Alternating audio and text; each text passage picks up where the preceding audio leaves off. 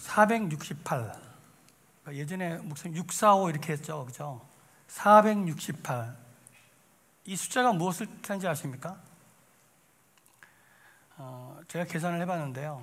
2023년 올 한 해 우리 베델에서 드리는 공식적인이라고 한다면 주일 1부, 2부, 수요 예배, 금요 리바이벌, 새벽 예배까지 제가 또 일일이 다 셌습니다. 달력을 찍고서 예배입니다. 우리가 드려야 될 공식적인 예배입니다. 468번입니다. 그런데 만약 우리가 지나온 날들에 드렸던 예배들을 생각한다면 와, 실로 어마어마할 거예요, 그죠? 아마 예배에 또 신앙의 연수가 깊으신 분들은 아마 몇천 번 그 이상을 드렸던 분들도 분명히 이 자리에는 계실 줄로 믿습니다. 그런데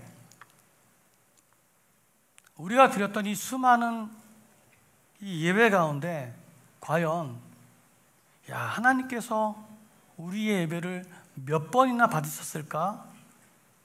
라고 생각한다면 이는 또 다른 문제가 될 것입니다. 오늘 말씀의 제목이기도 한데요. 당신의 예배 안녕하십니까? 이렇게 얘기를 하니까 굉장히 무거워요, 지금. 내가 지금 예배를 제대로 드리고 있는지 어떤지. 제가 재미난 얘기를 하나 먼저 들려드리도록 하겠습니다. 분위기가 너무 다운되는 것 같아서. 어느 남자 목욕탕 탈의실에서 있었던 일입니다. 갑자기 많은 사람들이 우르르 몰려오는 거예요. 그래서 옷을 이제 막 갈아입기 시작합니다. 옷장과 바닥에는 사람들의 옷가지들 또 소지품들이 막 이렇게 막 널브러져 있습니다. 그런데 갑자기 그 소지품들 사이에서 핸드폰 하나가 막 울리기 시작을 하는 거예요. 그런데 이 핸드폰 주인이 듣지를 못했던 것 같아요. 그러니까 핸드폰은 아무도 받지 않은 채 계속해서 울리는 거예요. 이 시끄러운 소리에 사람들이 조금씩 막 짜증이 막 날라고 막 하는 그때에 어떤 한 남자가 핸드폰을 아주 자연스럽게 받았습니다.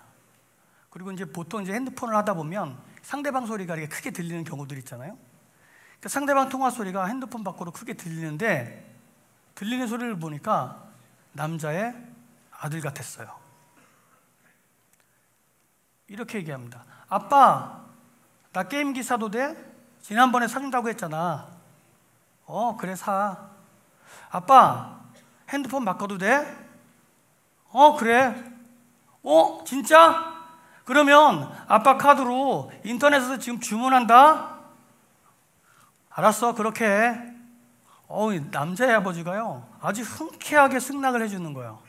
그리고 전화를 딱 끊고 이 남자가 이렇게 두리번거리더니 핸드폰을 딱 듭니다. 이 핸드폰 주인 누구세요?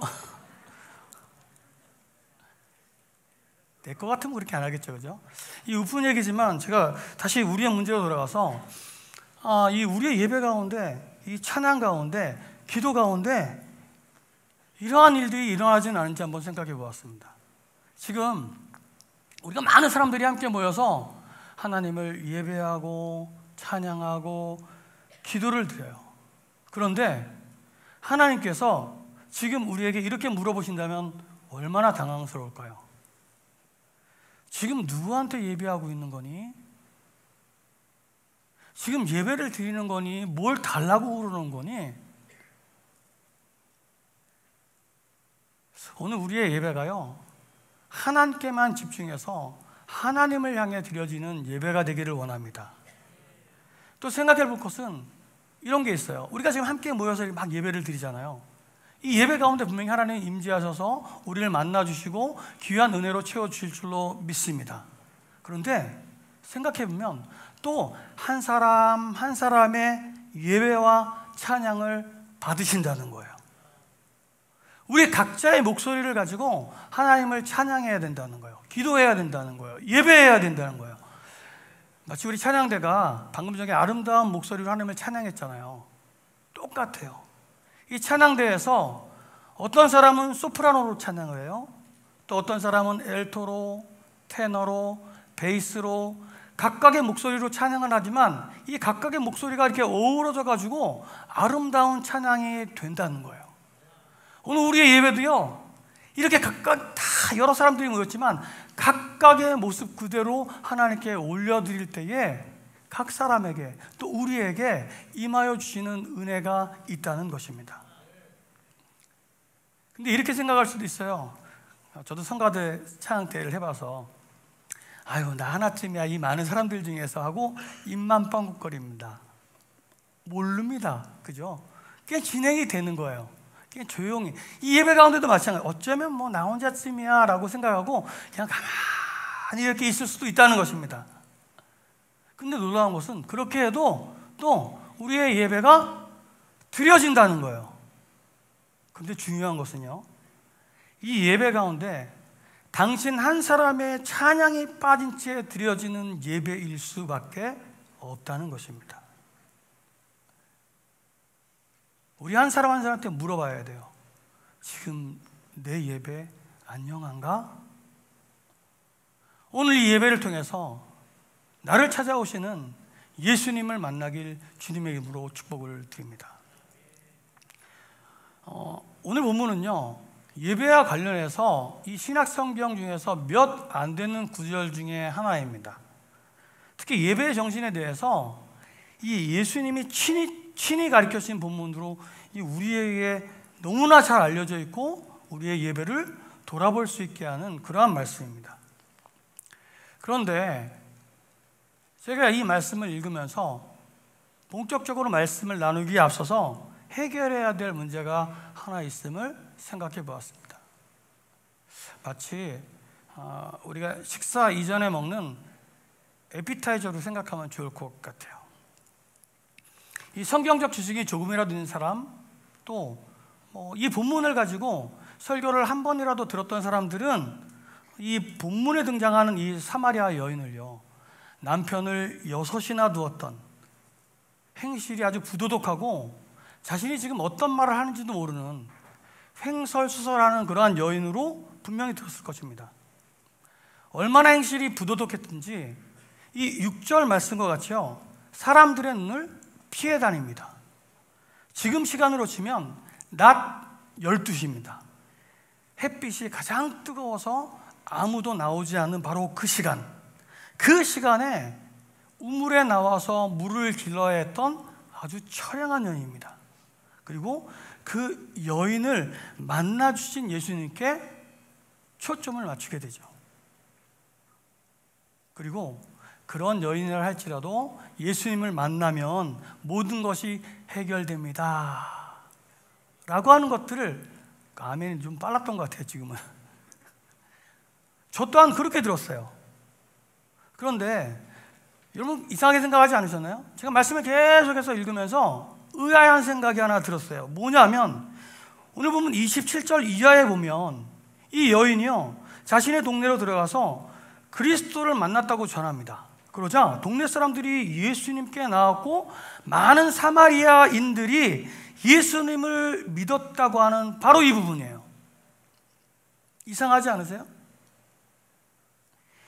분명 행실이 부도덕해서 남의 눈을 피할 정도로 인정을 받지 못했던 여인인데, 그런 여인이 사람들에게 다가가서 내가 그리스도를 만났다고 말할 때에 그 사람들이 좀 표현을 좀 순순히 따라왔을까? 라고 하는 생각이 들었다는 거예요. 저 같으면 절대 그렇게 하지 않았을 것 같아요. 아마 제가 그 사람을 향해서 이렇게 말하거나 생각했겠죠. 너나 잘하세요. 분명히 그럴 거예요, 그죠? 야, 행실도 부도덕하죠. 막 사는 저 여인이 갑자기 이상한 얘기를 해요. 그러면은 야, 너나 잘해. 우리 분명히 이렇게 얘기할 겁니다. 이런 궁금증이 있어요. 그래서 여러 가지 자료들을 이렇게 막 살펴보던 가운데 먼저 지금 그림 하나를 먼저 좀 보았으면 좋겠습니다. 이 그림이 뭐냐면 렘브란트의 이 유화 작품인데요, 예수와 사마리아 여인이라는 제목의 작품입니다. 그런데 특이한 것은 이 두 사람이 만나는 그림의 시간대가요, 환한 대낮이 아니라는 거예요. 어둠침침한 해질녘으로 그려지고 있다는 거예요. 그죠? 이게 전에 이 작품을 전시했던 뉴욕의 메트로폴리탄에 있던 큐레이터니 미에어가 이런 말을 합니다. 로마인들의 속담처럼 개와 늑대를 분간할 수 없는 초저녁 시간이었다라고 이렇게 설명을 하는 거예요. 이 헬라어 원문이나 킹 제임스 이 번역본에 보면 모두 6시쯤이라고 기록되어져 있습니다. 그런데 우리나라 성경 또 이를 해설하는 난해주에 보면 제6시 낮 12시로 해석을 합니다. 그리고 카톨릭, 공동번역, 새 번역에는 아예 그냥 낮 12시쯤 이렇게 기록되어져 있습니다. 어디는 6시고 어디는 12시고 왜 이렇게 시간의 혼란이 일어났을까요? 우리가 지금 쓰고 있는 지금 시간 있잖아요. 지금이 11시 41분을 지나가고 있는데 이 시간은 로마식 시간이에요. 근데 유대인들은 유대식 시간을 써요. 아침 6시가 0시라는 거예요. 그러니까 복음서의 제6시는 거기서 6을 더하면 12시가 되는 거예요. 난 12시가 되는 거예요. 근데 오래전부터 학자들이요, 복음서 중에 공간복음이었던 이 마태, 마가, 누가복음은 유대식 시간으로 해석해야 되지만 이 요한복음은 로마식 시간으로 해석돼야 된다고 말해요. 이런 입장에서 보면 예수님과 이 여인이 만난 시간은 저녁 6시로 해석하는 것이 맞을지도 모른다는 거예요. 이를 반증하듯이요, 요한복음에 시간에 대한 기사가 4번이 나오는데 제6시라고 하는 그 시간은 딱 2번 나옵니다. 하나는 오늘 본문의 이 수가성 여인을 만난 바로 그 시간이고, 또 다른 하나는 예수님이 빌라도 총독 앞에서 재판을 받는 시간이에요. 이 요한복음 19장 14절입니다. 이날은 유월절의 준비일이요 때는 제6시라. 빌라도가 유대인들에게 이르되 보라 너희 왕이로다. 제6시가 여기 나옵니다. 만약 여기에서도 유대식 시간으로 생각하게 된다면 빌라도 앞에서 재판을 받는 시간이 정오가 되는 거예요. 난 12시가 되는 거예요. 이렇게 되면 다른 복음서와는 달리 예수님의 순환 시간이 틀려지게 되는 거예요.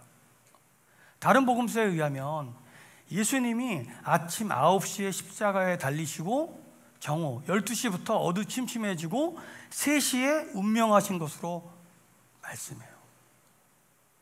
이러한 것들을 비교해 보면 요한복음은요, 로마식 시간이 더 합당하다라고 보아지는 거예요. 이 아침 6시에 빌라도에게 재판을 받고 그 다음에 9시, 12시, 3시 이렇게 넘어가는 것이 더 타당하다는 거예요. 그렇게 본다면 오늘 본문의 수가성 여인, 예수님을 만난 시간은 정오가 아니라 저녁 6시로 해석하는 게 조금 더 합리적이다라고 하는 생각이 든다는 거예요. 근데 시간의 문제뿐만이 아니에요. 이 수가성 여인, 예수님을 만난 이 여인의 문제는요, 단순히 시간의 문제를 뛰어넘습니다. 시간적인 측면이 솔직히 정오가 되었든 저녁 6시가 되었든 상관없어요. 다른 한편으로는요, 예수님이 유대에서 이렇게 갈릴리로 가실세라고 3절에 이렇게 하잖아요. 어디를 통과하냐면 사마리아 지역이에요. 근데 이 사마리아 지역은요, 변방 중에 변방인 지역이라는 거예요. 경건한 유대인들은요, 이 사마리아 지역을요 통과하는 것조차 싫어했습니다. 왜냐하면 우리가 잘 아는 통일왕국의 그 다윗부터 통일왕국이잖아요. 통일왕국 그 다음에 솔로몬이 지나서 나라가 이렇게 둘로 나눠집니다. 북이스라엘과 남유다로. 근데 북이스라엘이 먼저 멸망하게 돼요. 기원전 722년에 아수르라고 하는 나라예요. 근데 이 아수르가 이상한 정책을 펼치는 거예요. 인구 혼합 정책을 펼치는 거예요. 그래서 각 나라에서 사람들을 이 사마리아 지역에 몹니다. 그래서 이 순수 혈통을 자랑하는 이스라엘 백성들이 짬뽕이 된 거예요. 근데 여기서만 그친 게 아니라 그들이 올 때에 이방신을 같이 몰고 오는 거예요. 그래서 이방신과 하나님을 함께 섬기는 혼합 종교가 여기서부터 발생한 거예요. 그러니까 하나님께 선택받은 백성이라고 잡아둔 유대인들은요, 이 사마리아 지역과 사마리아 사람들을 못마땅하게 여길 수밖에 없었다는 거예요. 실제로요, 이게 그 남유다가 멸망해서 바벨론으로 끌려가고 바벨론 포로에서 다시 귀환해서 성전을 짓게 되잖아요. 스룹바벨과 예수아가 먼저 성전을 막 잘 진행되고 있었습니다. 근데 사마리아 지역에 있는 사람들이 우리도 너희를 도와서 성전을 짓게 도움을 줄 수 있도록 해줘 라고 하자 이 경건한 유대인들이 안 돼, 니네는 거절했어요. 그러자 이 사마리아 사람들이요, 돕겠다던 사람들이요, 이제는 성전 짓는 것을 방해하게 됩니다. 그래서 성전을 못 져요. 그리고 학계 스가랴가 와서 516년에 성전을 짓게 되죠. 이런 역사적 상황을 볼 때 유대인들은요, 이 사마리아 지역을요 굉장히 싫어했어요. 지금 갈릴리에서 예루살렘으로 이렇게 오고 갈 때에 그냥 이게 직선거리로 가면 편한데 일부러 요단강을 건너서 이렇게 돌아서 가는 거예요. 왜? 밟기조차 싫은 거예요, 그 땅이. 예수님 당시에서도요, 이 사마리아는요 소외된 변방 지역이었다는 거예요.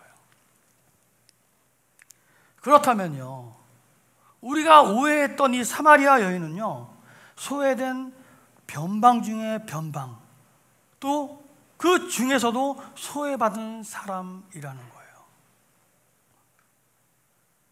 그 변방의 지역, 소외받은 사람, 이 사마리아 여인에게 예수님이 지금 찾아오신 거예요.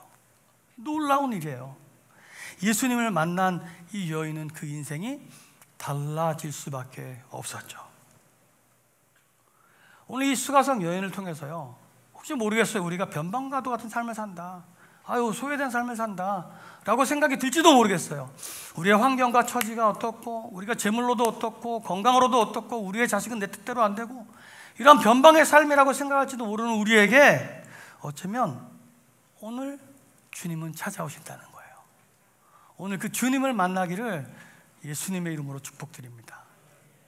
사마리아 여인을 보면서요, 야, 변방이 문제가 아니구나 라고 하는 것들을 깨달아야 합니다.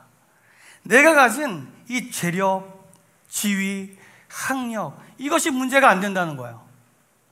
진짜는 우리를 찾아오신 예수님을 만났느냐 못 만났느냐가 문제가 된다는 거예요. 오늘 우리를 찾아오시는 예수님을 만나길 축복합니다. 우리의 귀와 마음을 열어야 돼요. 오늘 그 찾아오시는 예수님을 만나야 돼요. 오늘 말씀을 통해서요, 우리 각자에게 주시는 귀한 은혜들을 잠시 생각해 보기를 원합니다. 첫째로는요, 하나님은 예배하는 자를 찾아오신다는 거예요. 본문 사건이 제가 만약에 이제 시간이 바뀌었다라고 하는 것들로 해석할 때 이게요, 단순히 시간만 바뀌는 그러한 일로 끝나는 게 아니에요. 생각해 보세요. 시간이 6시가 되면 이 수가성 여인은요, 사람들의 시선을 피해서 가장 뜨거운 한낮, 이 태양이 장렬하던 시간에 이 우물에 간 여인이 아니라는 거예요. 또 육신의 만족을 위해서 남편을 바꾸는 여인도 아니라는 거예요. 이 모세의경 아시죠? 창세기, 출애굽기, 레위기, 민수기, 신명기. 이 신명기 24장에 보면 남편이요, 여자에게, 여인에게 이혼 증서를 써주게끔 돼 있어요. 이 결혼 이혼은요, 여자의 의지로 되는 게 아니에요. 이 당시 이 팔레스타인에서 이 여인은요, 수혜도 치지 않을 만큼 어떻게 보면 남자들의 소유물과 같은 그러한 존재였어요. 태어나 어릴 때는 아버지한테 속해요. 그리고 성인이 되어서는 지참금을 가지고 찾아온 남편을 따라가서 남편에게 속해요. 그리고 다 커서는, 늙어서는 아들에게 속해서 생을 마감하는 그런 존재였다는 것입니다. 이러한 의미로 볼 때 이 여인은요, 지금 6번째 남편과 살고 있다고 하지만 이 여인이요, 자기의 의지대로 막 남편을 바꾼 그런 여인이 아니라는 거예요. 남성 편력에 의해서 만족도 느끼지 못하고 그래서 바꾼 게 아니라, 어떻게 보면 남편에게 이혼을 당하고 버림을 당했던 그런 여인이라는 것입니다. 어쩌면은 이 여인은요, 제가 사마리아 지역이 변방이라고 그랬잖아요. 근데 사마리아라고 하는 지역보다 이 여인의 처지가 더욱더 변방이었다는 거예요. 지금 5 남자에게 이혼을 당했고 또 6번째 남자에게 속해 살고 있는데, 이 남자도요, 참 안식처가 되지 못하고 참 소망이 되지 못하는 그러한 삶을 살았다는 것입니다. 와, 얼마나 마음이 상했을까요? 그랬게요, 예수님이 너 남편 데려와 이렇게 얘기했을 때에 육신의 남편은 있었지만 진정한 의미로서의 남편이 없음을 고백했다는 거예요. 지금 예수님은요, 이 여인의 그런 처지를 불쌍히 여기시는 거예요. 그렇게 마음이 둘 곳 없었던 이 여인은요, 아마도요, 하나님께 소망을 두고 메시아를 기다리는 그런 소망 가운데 살아갔던 여인임에 틀림이 없을 것입니다. 이를 증명하여 이 예수님과의 이 대화를 살펴보면, 아, 이 여인이 비정상적인 삶을 살고 있는 여인이 아니구나 라고 하는 것들을 알 수 있습니다. 이 여인은요, 이 사마리아 사람들이 인정했던 이 모세오경에 대해서 잘 알고 있었던 거예요. 그래서 하나님께 예배드리는 것이 지금 유대인들과 상충되는 것에 대해서 지금 예수님께 물어보고 있는 거예요.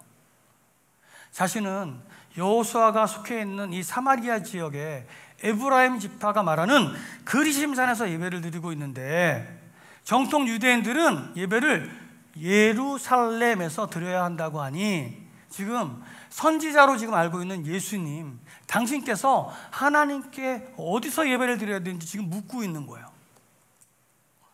이렇게 생각해 보면 이 여인이요, 예배에 대한 열정, 예배에 대한 간절함이 얼마나 큰지를 볼 수 있다는 거예요. 그리고 이러한 여인에게 마침내 예수님은요, 마르지 않는 생수를 이 여인에게 주시고 구원을 베풀어 주셨다는 거예요. 오늘 이 예배 가운데도요, 이 여인처럼요, 하나님을 향한 좀 예배의 열정이 있기를 소원합니다. 시편 이 51편 17절에 보면, 하나님께서 구하시는 제사는 상한 심령이라, 하나님이여 상하고 통회하는 마음을 주께서 멸시하지 아니하시리라 라고 고백합니다. 지금 사실 그곳이요, 변방이든 땡볕이든 저녁이든 상관이 없다는 거예요. 지금 이 예배드리는 장소가 이게 어둡든 밝든 뭐 다 상관이 없다는 거예요. 예수님을 만나기 위해 준비돼야 될 것이 있는데, 그게 뭐냐 하면 바로 상한 심령이라는 거예요. 예수님을 만나고자 하는 그 간절함이요, 상한 심령으로 표현될 정도로 나타나야 된다는 거예요. 오늘 제가 이 절에 보면 정말 멀리서 교회를 찾는 분들도 있는 것들을 알고 있어요. 여기는 안 계시지만 일부 성가대들 하시는 분들을 보면 집이 막 양주예요. 경기도 성가대 7시에 모여요. 예배는 8시 반인데, 그런데 이분들 7시 전에 오시는 거예요. 언제부터 나오셨어요? 라고 물어보면 5시부터 준비해서 나와. 예배 열정이죠. 간절함이죠. 이런 간절함이 하나님께서 그를 만나 주실 수밖에 없게 만든다는 거예요. 잠언 8장 17절은 이렇게 말씀합니다. 나를 사랑하는 자들이 나의 사랑을 입으며 나를 간절히 찾는 자가 나를 만날 것이니라. 아멘. 예수님을 만나고자 하는 이 간절함이요, 예배를 사모했던 이 수가성 여인처럼 이 예배 가운데에 우리 모두에게, 우리 개개인에게 나타나야 될 줄로 믿습니다. 오늘 본문 23절입니다. 아버지께 참되게 예배하는 자들은 영과 진리로 예배할 때가 오나니 곧 이때라. 아버지께서는 자기에게 이렇게 예배하는 자들을 찾으시느니라. 아멘. 하나님은요, 지금도 예배하는 자를 찾으신대요. 많은 사람이 모인 이곳에서도 지금 한 몇천 명 모였는데 그렇게 되기를 소원합니다. 이렇게 많은 사람들이 모였는데 바로 이곳에서도 하나님께 예배하고자 하는 마음, 그 간절한 심령, 상한 심령을 가진 사람을 찾으신다는 거예요.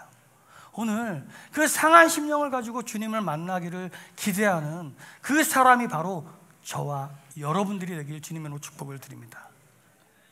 근데 사실요, 예배 드리는 이 자리가요, 우리의 발로 우리의 마음대로 나온 것 같지만 절대 그렇지 않음을 우리는 잘 알고 있습니다. 지금 유튜브를 통해서 예배를 시청하는 분들도 마찬가지인 것 같아요. 뭐 내가 유튜브를 틀고 이렇게 시청하는 것 같지만 주님이 찾아오지 않으셨다면 이곳에 나올 수도 없고요, 우리가 유튜브를 틀어 이렇게 예배를 드릴 수도 없다는 거예요. 이 예배의 자리는요, 내가 찾아온 것이 아니라 오늘 말씀처럼 주님께서 찾아오셨다는 거예요. 그렇다면 우리는요, 그저 이 자리에서 상한 심정으로 간절히 기도하기만 하면 된다는 거예요. 그러면 주님이 만나 주신다는 거예요. 지금도 예배하는 자들을 찾아오시는 그 주님을 간절히 사모하기를 원합니다. 그래서 이 예배를 통해서 찾아오시는 그 예수님을 만나기를 주의 이름으로 축복합니다. 그 두 번째는요, 하나님은 우리의 행함보다 우리의 마음을 더 원하신다는 거예요. 오늘 이 예배로 나가기까지 얼마나 많은 것들이 필요한지 한번 생각해 보았습니다. 앞서 찬양을 인도하는 찬양팀도 있어야 되죠. 찬양대도 있어야 되죠. 또 저 방송실에서는 뭐 영상으로, 음향으로 준비도 해야 됩니다. 또 그것뿐인가요? 우리를 기쁨으로 환하게 맞아주는 안내 봉사자도 있어야 되죠. 오늘부터 식당이 하니까 식당 봉사, 주차 봉사도 있어야 됩니다. 물론 우리의 마음을 담은 예물 헌금도 있어야 됩니다. 이 모든 것들이 다 합력해서 선을 이루어야 된다는 거예요. 그런데 이보다도 앞서야 될 것이 있다는 거예요. 오늘 보면 24절은요, 예배에 있어서는요 아주 시금석과도 같은 말씀입니다. 하나님은 영이시니 예배하는 자가 영과 진리로 예배할지니라. 저 혼자만 하니까 재미가 없네요. 자, 나와 있으니까 함께 한번 읽어볼까요? 시작. 하나님은 영이시니 예배하는 자가 영과 진리로 예배할지니라. 아멘. 영은요, 뭐 당연히 성령님이겠죠, 그죠? 진리는요, 하나님의 말씀, 또 예수님이 진리라고 했으니까 하나님의 말씀 아니면 예수 그리스도를 뜻한 것으로 생각하면 됩니다. 그러면 우리의 예배는요, 성령님과 예수님으로 드릴 수 있다는 말이 되는 거예요. 그죠? 이 예배 가운데요, 지금 성령님과 예수님이 빠져버린다면 우리가 아무리 노력을 하고 아무리 열심을 다해도 소용이 없다는 거예요. 찬양팀이 아무리 준비를 하고 찬양대가 안내 봉사, 식당 아무리 잘 짜여져 있어도 그 가운데 성령님, 예수님이 빠져버린다면 그거는 그냥 행사에 불과하다는 것입니다. 우리의 힘만으로는요 절대 예배 드릴 수 없다는 거예요. 지금 예배의 중심이요 바뀌어야 돼요. 나 중심, 우리 중심에서 예수님 중심으로 이 예배의 중심이 바뀌어야 된다는 것입니다. 그래서 지금 우리의 마음이 어디에 있는지가 중요하다는 것입니다. 마태복음 6장 21절은 우리에게 말씀합니다. 보물이 있는 곳에 그곳에는 내 마음도 있다, 이렇게 말씀하세요. 자, 예배 드리고 있는 이 자리에 지금 우리의 마음이 어디 있는지 돌아봐야 된다는 거예요. 내가 지금 하나님께 예배 드리고자 하는 마음이 먼저인지, 아니면 그저 내가 원하는 소원들을 얻기 위해서, 아니면 가정의 평화를 지키기 위해서 또 다른 목적으로 이곳에 있는지 한번 생각해 보아야 된다는 것입니다. 그것에 따라서 하나님이 받으시는 예배가 될 수도 있고 그렇지 않을 수도 있다는 것입니다. 또요, 에베소서 5장 19절입니다. 시와 찬송과 신령한 노래들로 서로 화답하며 너희의 마음으로 주께 노래하며 찬송하라 라고 말씀합니다. 우리가 드리는 찬송과 기도가요, 그저 의식적으로 드리는 거예요. 가사가 좋아서, 곡조가 좋아서, 또 내가 바랐고 원하는 것들이 있어서 기도한다, 이렇게 의식적으로 드리는 그러한 찬송과 기도가 되어서는 안 된다는 거예요. 우리의 모든 찬송과 기도와 예배가요, 주님께만 올려드리는 그러한 노래가 되어야 된다는 거예요. 하나님만 높여드리는, 그거는요, 우리가 노래를 잘할 필요가 없어요. 기도를 뭐 형식을 담아서 뭐 이렇게 잘할 필요도 없어요. 그냥 아버지, 주님, 이거 한마디면 끝날 수도 있어요. 오늘 뭐 찬양팀이 불렀던 찬양, 뭐 우리가 예배에 앞서 불렀던 찬양, 뭐 어르신들은 뭐 옛날에는 뭐 나의 갈 길 다 이런 것만 했는데 우리가 어떻게 알아요? 요즘 찬양은 저도 힘들어요. 그럼에도 불구하고 그 찬양의 가사에 담겨진 의미 하나하나를 바라보며 내가 이 찬양의 가사로 하나님께 드립니다 라고 하는 마음이요, 마음. 그 마음이 있다면 하나님이 받아주신다는 거예요. 예수님의 비유 중에서요, 그 신랑 대신 그 예수님을 맞는다는 그 열처녀의 비유가 있어요. 모두가 다 신랑 대신 예수님을 만나러 나가요, 신랑을 맞으러. 그런데 5처녀는 등만 가지고 기름을 미처 준비하지 못합니다. 시간이 늦어지고 신랑이 막 온다고 그래요. 그러자 이제 미처 이제 등에 등불이 없는 거예요, 기름이 없는 거예요. 그래서 기름을 빌려달라고 그러는데 안 빌려주잖아요. 그래서 어쩔 수 없이 서둘러서 기름을 사러 나가요. 그 사이에 신랑이 왔어요. 그리고 기름을 사서 왔는데 문이 닫혀서 그 안에 들어가지 못했다 라고 하는 말씀을 우리가 너무나 잘 알고 있는 말씀입니다. 하나님을 예배하기 위해서요, 우리가 어떠한 마음과 어떠한 준비를 해야 될지를 보여주는 말씀이라는 것입니다. 이 시간 우리가 예수님을 만나기를 원한다면, 주님 만나기를 간절히 원한다면 우리의 마음을 먼저 내어드려야 된다는 거예요. 마음이 먼저예요.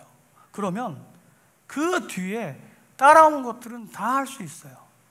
이후에 여인이요, 물동이를 버렸던 것처럼 우리도 그렇게 버릴 수 있는 믿음의 용기가 생길 수 있다는 거예요. 이 여인은요, 예수님을 만났어요. 그 기쁨에, 그 감격에요, 물동이를 버리잖아요. 오늘 우리의 삶 가운데, 이 예배 가운데요, 주님을 만나고요, 주님을 간절히 사모하는 마음으로요, 그 내가 가진 것들을 버릴 수 있는 믿음의 용기도 좀 있었으면 좋겠어요. 어쩌면 시간을, 물질을, 꿈과 비전을 버려야 할지도 모르겠습니다. 이 복음서에 보면 이 부자 청년이 예수님을 만나러 나와서 재물이 많은 거로 근심하며 돌아갔다라고 하는 말씀이 나옵니다. 자기가 가진 생각, 그 율법에 대해 묶여가지고 그 방법대로 예수님을 만나려 했기 때문입니다. 예수님을 만나기 위한 마음의 준비가 되어 있다면, 그 마음의 준비가 되어 있다면 이제 내가 버려야 될 것들이 무엇이 있는지 생각해 보라는 거예요. 버려야지 만날 수 있어요. 비워야지 채울 수 있다는 것입니다. 오늘 우리의 마음을 들임으로, 우리가 버려야 될 물동이를 버림으로 예수님을 만나는 놀라운 축복이 있기를 주의 이름으로 축복합니다. 자, 마지막으로 세 번째는 삶의 자리에서 예배자가 되어야 된다는 거예요. 말씀을 읽으면서 제가 여태까지 말씀을 진행했잖아요. 그러면서 내가 너무 이 여인에게 호의적인 태도를 보이고 있는 것이 아닌가 라고 하는 생각이 말씀을 정리하면서 들었어요. 왜 그렇잖아요. 우리는 보고 싶은 것만 보고, 듣고 싶은 것만 보고, 듣고 내가 알고 싶은 것만 알려고 하는 그런 뭐 기질이 있어요. 그래요. 그래서 제가 반대편에서 한번 상상을 해봤어요. 그래서 이 여인이 비도덕적으로 살고 그냥 남편도 마음대로 바꾸는 이 향락적인 여인이라고 가정해봤어요. 근데 만약 이 여인이 그러한 삶을 살았다면 예수님을 만난 후에요, 앞서 얘기했지만 와보라, 이는 그리스도가 아니냐라고 동네에 가서 말했을 때에 그 동네 사람들이요 전혀 그 말을 믿으려 하지 않았을 거라는 거예요. 아니 평소 이 창기처럼 살던 그 여인이 갑자기 찾아와서 전혀 다른 행동을 하면서 막 메시아를 만났다고 막 얘기한다면 도무지 정상적인 사람으로 보지 않겠죠. 미쳤나 봐 라고 생각할 거예요. 생각해 보세요. 가까운 사람을 전도하기가 쉽다, 어렵다? 어렵대요. 왜요? 나를 너무 잘 알아. 그 사람이. 그죠? 나를 가장 가까이 알고 있는 이 가족, 친구들을 교회로 이끄는 일이 얼마나 어려운 일인지를 우리는 잘 알고 있습니다. 본문 39절에서 여인이요, 그가 나의 행한 모든 것을 말하였다라고 증거할 때에 동네 중에 많은 사람들이, 이 사마리아 사람들이 예수님을 믿었다라고 기록하고 있습니다. 그리고 이 여인의 말을 듣고 예수님께 나왔다고 이렇게 말합니다. 생각해 보세요. 한번 추측해 보세요.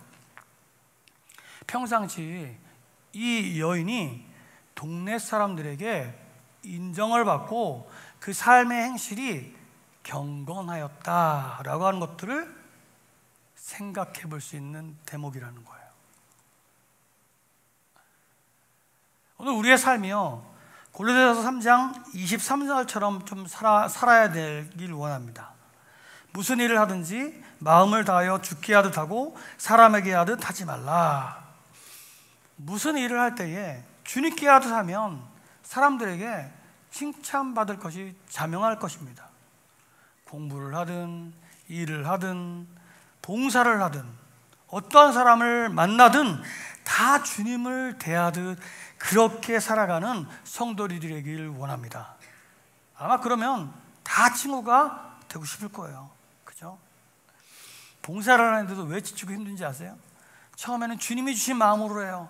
내가 어떠한 경우에도 내가 주님을 섬기듯이 그렇게 섬기겠습니다 라고 하다가 시간이 지나면 내 눈에 다른 것들이 보이죠. 육신의 눈으로. 실망하여 넘어지는 거예요. 처음에 주님을 대하듯 하는 그 마음이 우리 가운데 빠져버렸기 때문이라는 거예요. 기왕이면 우리 안에서뿐만이 아니라 저 세상 사람들에게도 인정받는 그러한 사람들이 되기를 원합니다. 이러한 삶이요, 우리가 있는 바로 그곳에서 하나님을 전하고 바로 그곳에서 예배하는 삶이 된다는 거예요. 자, 로마서 12장 1절 2절 말씀 우리가 너무나 잘 아는 말씀입니다. 그러므로 형제들아, 내가 하나님의 모든 자비하심으로 너희를 권하오니 너희 몸을 하나님이 기뻐하시는 거룩한 산 제물로 드리라. 이는 너희가 드릴 영적 예배니라. 너희는 이 세대를 본받지 말고 오직 마음을 새롭게 함으로 변화를 받아 하나님의 선하시고 기뻐하시고 온전하신 뜻이 무엇인지 분별하도록 하라. 아멘. 이 말씀은요, 우리가 모여서 예배드리는 이곳에서의 활동을 얘기하는 게 아니에요. 이곳에서의 예배를 국한 짓는 것이 아니라는 거예요. 각자의 삶의 자리에서 하나님을 그렇게 온전히 섬겨라 라고 말씀한다는 것입니다. 저는 예수님이 지신 십자가를 볼 때마다 우리가 꼭 생각해야 될 것이 있다고 생각합니다. 이 수직으로 뻗은 막대기 있잖아요. 이거는 하나님과 우리 사이의 관계를 말해요. 그래서 하나님과 우리와의 사이가 온전해야 된다라고 하는 것들을 뜻하죠. 이 수평은요, 사람과 사람 사이의 관계를 뜻해요. 그래서 주님이 우리에게 말씀하셨던 것처럼 내 이웃을 사랑해라 라고 하는 말씀처럼 이 이웃과의 관계도 원만한 사랑의 관계를 맺으며 살아가는 것들을 이야기를 해요. 우리의 삶이요, 이 십자가에서 보여주신 예수님처럼요, 하나님과 또 사람과의 사이에서 그렇게 하나님의 사랑을, 은혜를 나누며 살라는 거예요.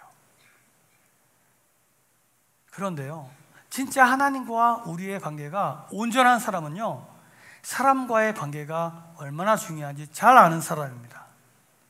왜냐하면 하나님과 사람과의 관계가 다 중요하기 때문입니다. 그리고 이렇게 사는 것이요, 하나님이 기뻐하시는 사람의 모습이라는 것입니다.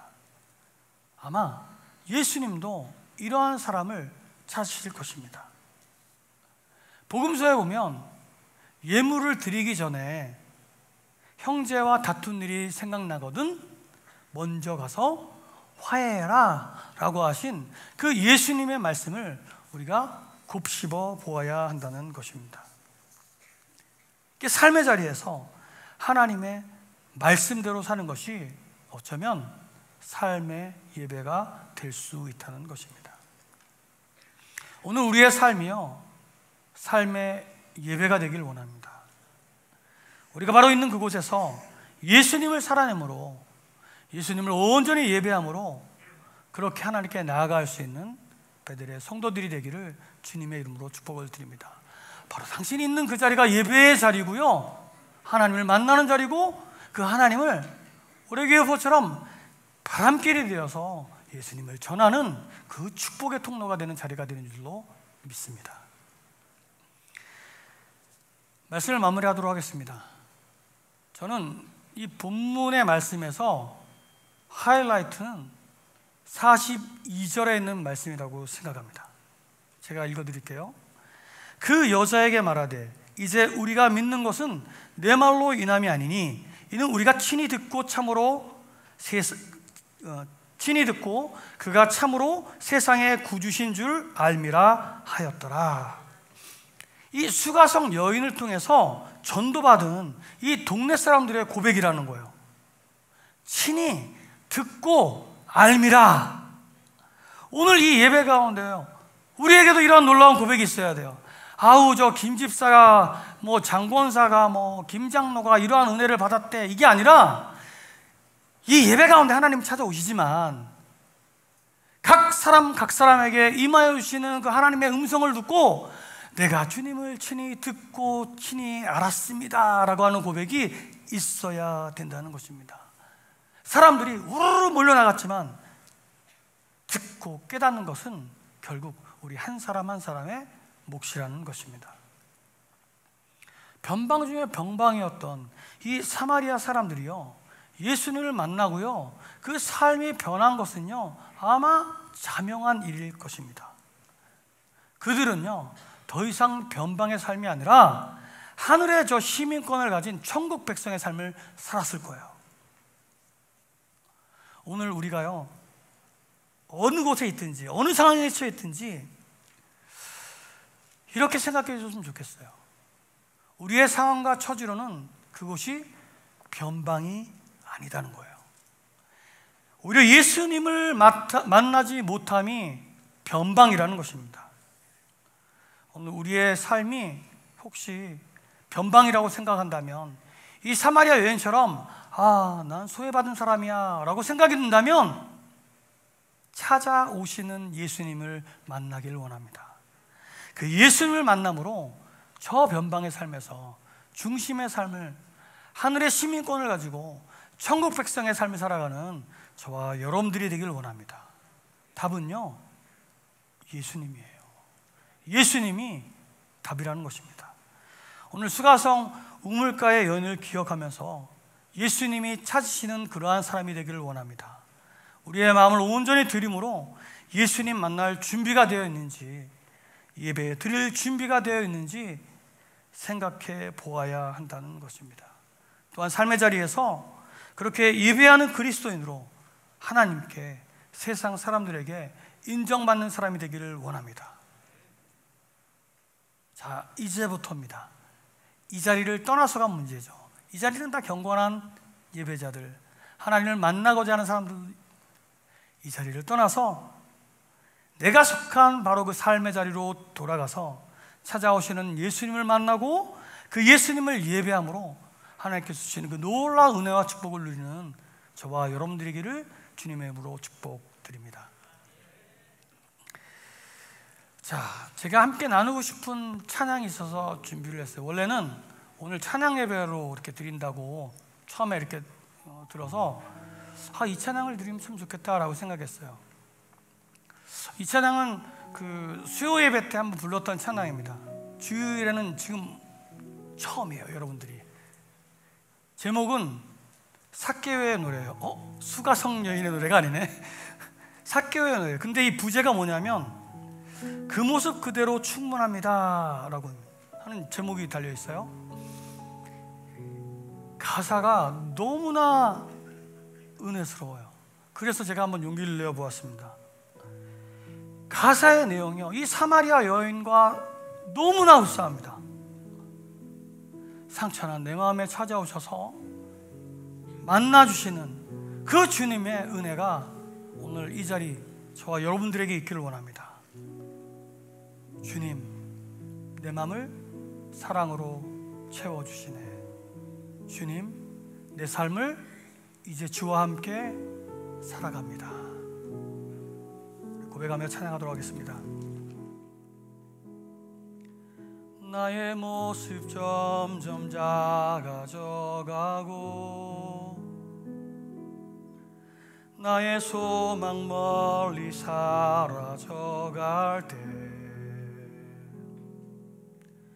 텅 빈 나의 마음을 주께서 바라보시네. 내게 더 가까이 오라 시네. 처음부터요. 나의 모습 점점 작아져가고 나의 소망 멀리 사라져갈 때 텅 빈 나의 마음을 주께서 바라보시네. 내게 더 가까이 오라 시네. 주님, 내 마음을 사랑으로 채워주시네. 주님, 내 삶을 이제 주와 함께 살아가. 처음부터 고백합시다. 나의 모습 점점 작아져가고 나의 소망 멀리 사라져갈 때 텅 빈 나의 마음을 주께서 바라보시네. 내게 더 가까이 오라. 고백해 봅시다. 주님, 내 마음을 사랑으로 채워주시네. 주님, 내 삶을 이제 주와 함께 살아가. 고백하며 찬양합니다. 주님, 내 마음을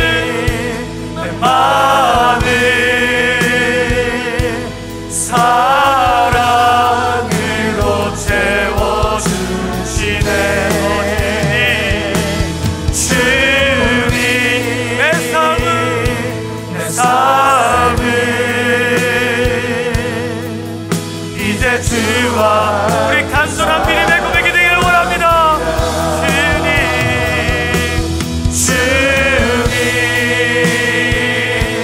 내 마음을 사랑으로 채워주시네. 주님, 내 삶을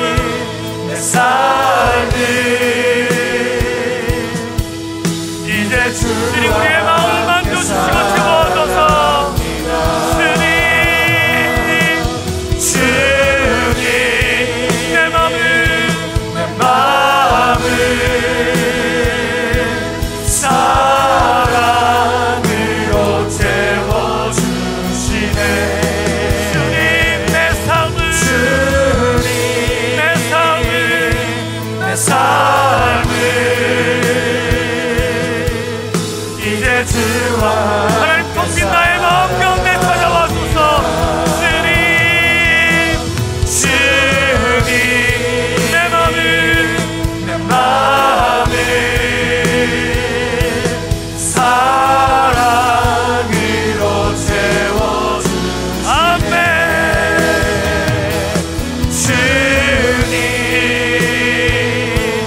삶을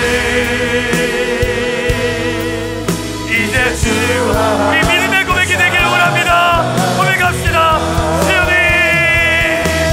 주님 내 마음을 사랑으로 채워주 아멘. 그렇습니다. 주님 아멘. 내 삶을 이제 주와 함께 살아 우리 한 번만 더 고백합시다. 주님 내 마음을 사랑으로 채워주시네 주님 내 삶을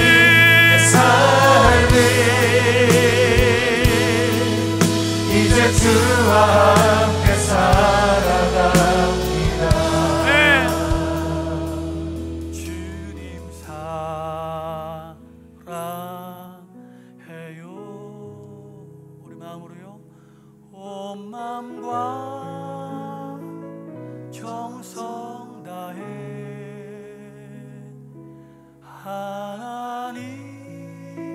하나님의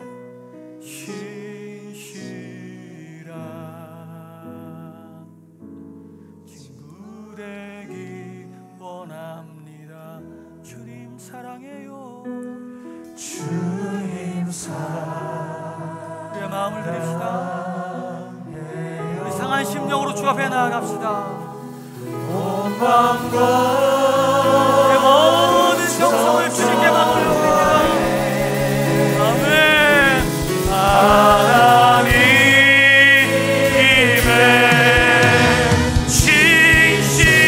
신실한 친구 되기 우리 믿음으로 선포하며 고백합시다. 주님 사랑해요. 아멘. 온 마음과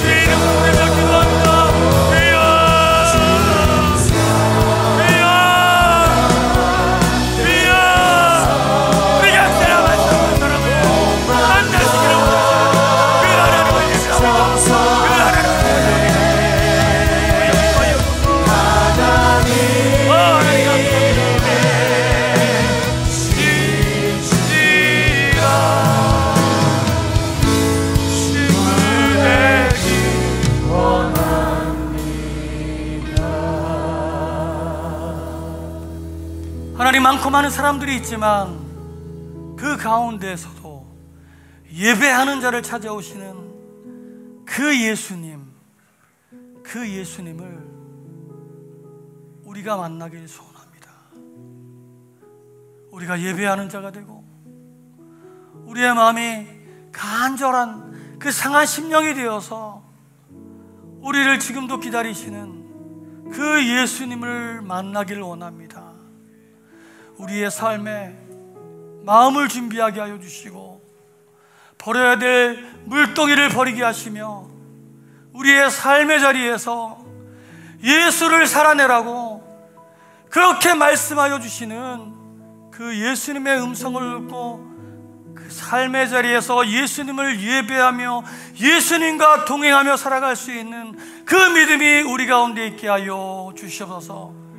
그냥 바람길이 아니라 성령님께서 우리와 함께 하셔서 우리를 통하여 성령의 바람이, 축복의 바람이, 소망의 바람이 우리가 속한 삶의 자리에 넘쳐나게 하여 주시옵소서.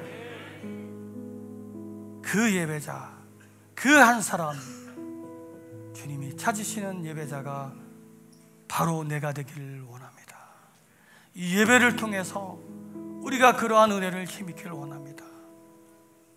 그 은혜를 힘입어 저 세상에 나가 삶으로 예수를 살아내게 하여 주시옵소서. 오늘 예배 나올 때에 빈손으로 나오지 아니하며 귀한 예물로 하나님께 마음 다해 드린, 정성 다해 드린 그 예물을 기쁨으로 흠양하여 주시고, 가진 것 없어 마음 가지고 나온 귀한 성도들의 삶 가운데도 하나님 함께하여 주셔서 동일한 은혜로, 동일한 축복으로 하나님 채워 주시옵소서. 저 멀리 아프리카 땅에서 주의 복음을 들고 오늘도 그 말씀을 증거하는 담임 목사님과 선교팀을 축복하여 주시고 그 땅이 변하여 하나님의 땅이 되고 많은 영혼들이 저 사마리아 여인이 증거했던 것처럼, 사마리아 사람들이 예수님께 나왔던 것처럼 저 아프리카 땅에 많은 영혼들이 주님께로 돌아온 놀라운 역사가 일어나게 하여 주시옵소서. 이 일을 통해서 가서 사역하시는 우리 목사님과 선교팀이나 이곳에서 기도하는 우리 모두에게 동일한 은혜로 함께하여 주시옵소서.